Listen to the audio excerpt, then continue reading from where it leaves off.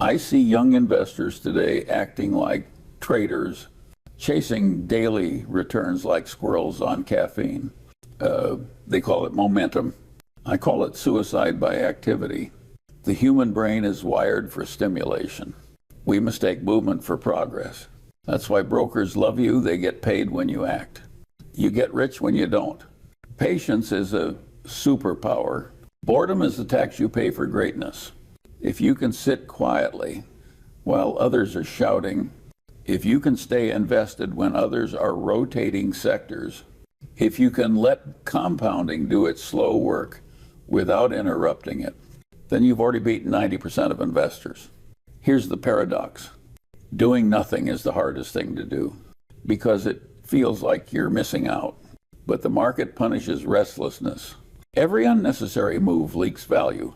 Every impulsive trade drains compounding power. So, yes, boring investing wins. It's not sexy. It won't make headlines, but it builds empires quietly. When you're tempted to act, remember this. Activity looks productive, but inactivity, when chosen wisely, is wealth in disguise. The best investors aren't those who move fast. They're the ones who know when to sit still. And if that sounds dull to you, then maybe excitement, not wealth, is what you were really chasing all along. If you think education is expensive, try ignorance. Ignorance is the most costly thing in the world, especially when you have money, because money without understanding is like gasoline without brakes. It only ends one way, explosion. I've watched waves of new investors come and go for 70 years. Each generation thinks it's smarter than the last. Each one proves it isn't. They all make the same mistake. They confuse making money with knowing what they're doing. The truth is, easy money teaches the worst lessons. When everything you buy goes up, you don't learn discipline, you learn delusion. Look at what happened in 2021. People made fortunes trading things they didn't understand. Crypto coins, meme stocks, SPACs. They weren't investing. They were gambling with better lighting. And for a while it worked. That's the cruel part. The early wins build confidence, and confidence without competence is poison. They called it a new era. They said the old rules don't apply. I've heard that line too many times. Every generation invents a new excuse for stupidity. In 1929, it was the radio stocks. In 1969, the Nifty 50. In 1999, dot-coms. In 2008, housing, different jargon, same story. They all thought the laws of economics had been suspended. They hadn't. Ignorance makes people believe in magic, and the market punishes belief. One of the most dangerous things in finance is partial knowledge. The investor who knows a little, just enough to sound smart, but not enough to recognize his own blind spots. It can quote Buffett, use fancy valuation terms, but he doesn't understand what it feels like to lose half his portfolio. So when the storm comes, he's shocked. He thought he was long-term, until long-term meant down 50%. That's when the easy money crowd disappears. They never last long. They mistake a rising tide for genius, and when the tide goes out, they're left standing naked, blaming market manipulation. The ignorant investor always finds someone else to blame. The wise one knows the enemy is himself. You can't be rational in markets you don't understand. You can't make sound decisions about businesses you've never studied. And you sure as hell can't build wealth by following people dumber than you on the internet. Knowledge protects you. Not perfectly, but enough to survive. And survival is the whole game. Buffett once said, risk comes from not knowing what you're doing. It's the truest sentence in finance. The cure for that risk isn't luck, it's learning. That's why Warren and I read all the time. Not for pleasure, for defense. Every page we read is another layer of armor. Between us and stupidity, you can't eliminate risk. but you can reduce the number of ways you might die financially. That's what real education does. Most people, however, don't want to learn. They want shortcuts. They'd rather buy a hot tip than a textbook.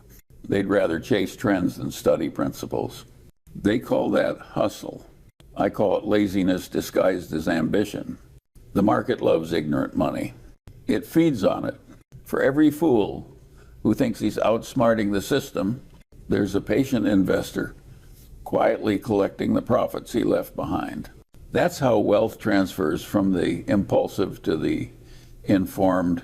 If you want to never lose money, start by paying the small cost of learning so you don't have to pay the enormous cost of ignorance later. Because here's what the ignorant never understand. The market doesn't forgive. It doesn't care about your intentions, your optimism, or your excuses.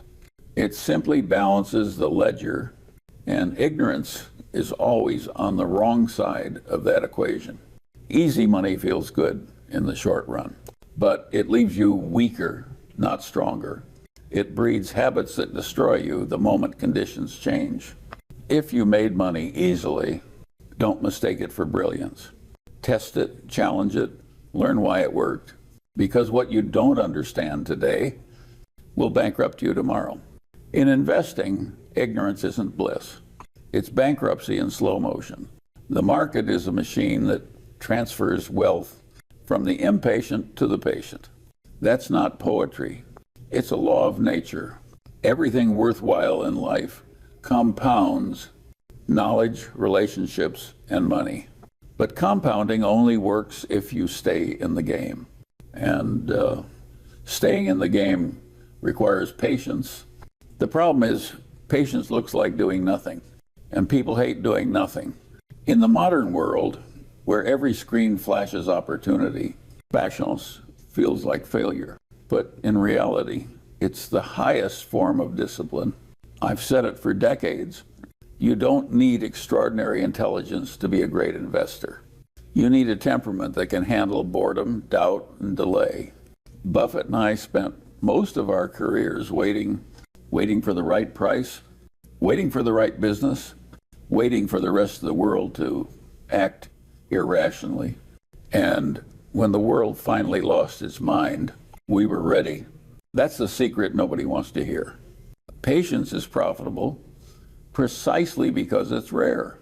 In 2008, when panic spread like wildfire, we weren't selling, we were buying. Not because we're fearless, but because we had trained ourselves not to flinch. That's discipline. It's not about rigidity, it's about control. You don't let emotions run the show. You let arithmetic decide.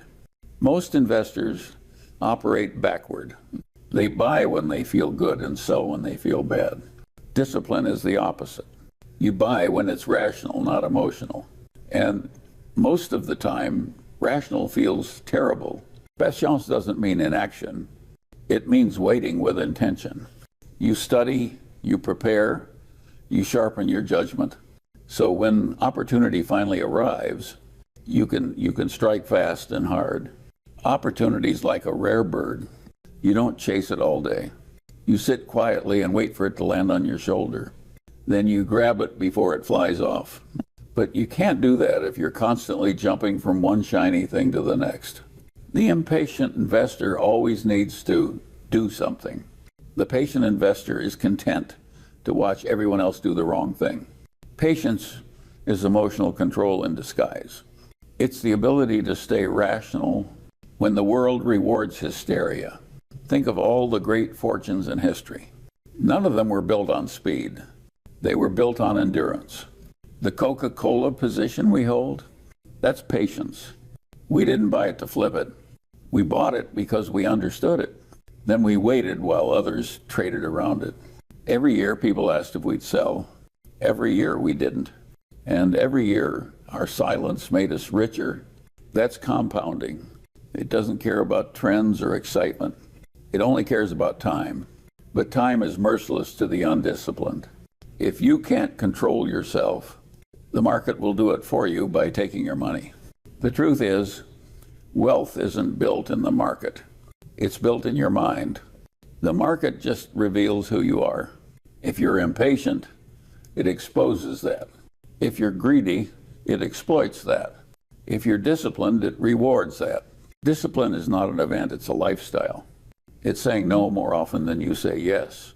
It's refusing to follow the herd, even when the herd is laughing at you.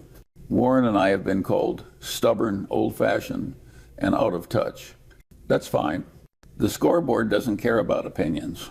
In the short term, discipline looks boring. In the long term, it looks brilliant. People always say they want to invest like Buffett and Munger. Then they check their portfolio every morning. That's not investing. That's anxiety disguised as activity. You can't compound if you're constantly interrupting the process. The long game requires something most people never develop: faith in your own judgment. Not blind faith, rational faith. The kind built on knowledge, experience, and arithmetic.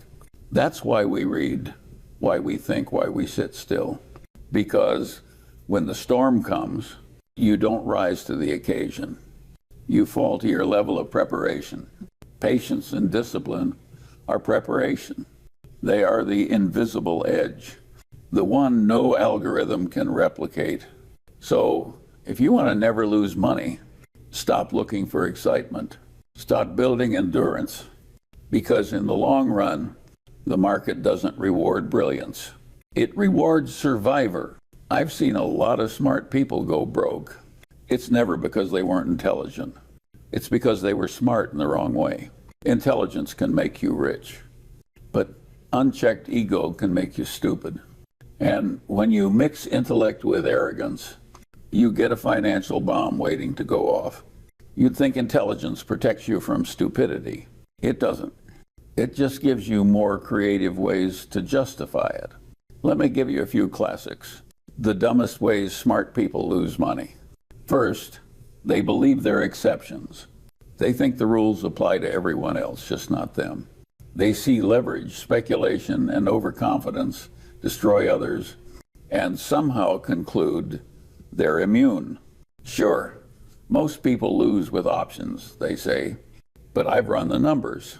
Yes, so did long-term capital management, a team of Nobel laureates who managed to lose billions in 1998.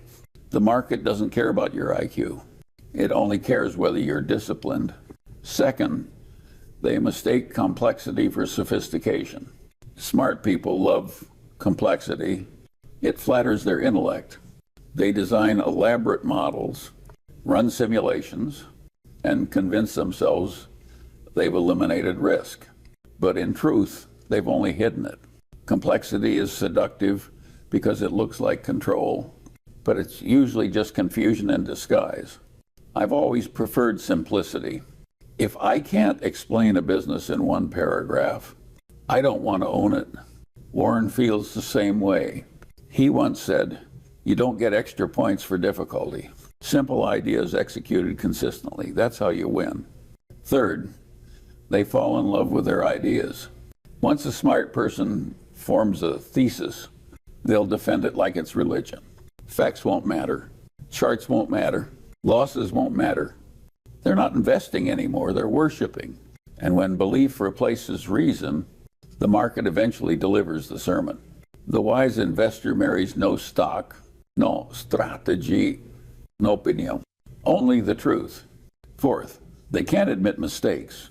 Pride has emptied more wallets than recessions. When we make a mistake at Berkshire, we don't hide it. We write about it in plain English for millions to read. That's not virtue, it's practicality. If you don't face reality, reality will face you with interest. Smart people hate being wrong. They think being wrong means being stupid. But in investing, being wrong is mandatory. Staying wrong is optional. And finally, they chase envy. This one's universal. Even the intelligent can't stand watching someone else get richer faster. It gnaws at them. It distorts their judgment. And before they know it, they're buying things they don't understand, just to keep up with people they don't even like. As I've said before, envy is a really stupid sin because it's the only one you can't have any fun at. It's pure self-inflicted misery. But that's what ruins even the brightest minds. They forget that life isn't a race. The goal isn't to win faster, it's to avoid losing everything. The irony is, the smarter you are, the more danger you're in, because your brain can rationalize anything. You can justify greed, explain away risk, and convince yourself you're still being rational. You build mental castles of logic, and then the market quietly kicks the door in. That's why I keep preaching the same boring sermon. Stay humble, stay rational, stay alive. Humility is underrated in finance. It keeps you open to correction. It reminds you that the world doesn't owe you a profit. I've met plenty of geniuses with no money, but I've never met a humble investor who went broke slowly. Because humility doesn't mean weakness. It means realism. And realism is the only thing that compounds safely. The smartest thing you can do in investing is not to prove how intelligent you are, but to admit how little you know. That's the paradox of wisdom. The more you learn, the more you realize how easily things can go wrong. So when you see a crowd of smart people bragging about their returns, predicting markets, and trading on leverage, you step aside. They're not wise. They're next. Most people think wealth is about money. It's not. It's about independence. If you have to wake up every morning wondering what the market did overnight, you're not wealthy, you're anxious with a brokerage account. Real wealth is when you can sleep well while the world panics. I've known billionaires who were miserable, terrified of losing what they'd built. That's not wealth. That's slavery with better wallpaper. The goal isn't to have more money. It's to need less reassurance. Warren and I never wanted to be the richest men in the cemetery. We wanted freedom, the ability to think and act without depending on the kindness of markets or bankers. That's real security. And it comes from structure, not luck. You see, most people misunderstand security. They think it means having a big number in their account. But numbers can lie. They rise, they fall. They give you confidence one day and despair the next. Security isn't external, it's internal.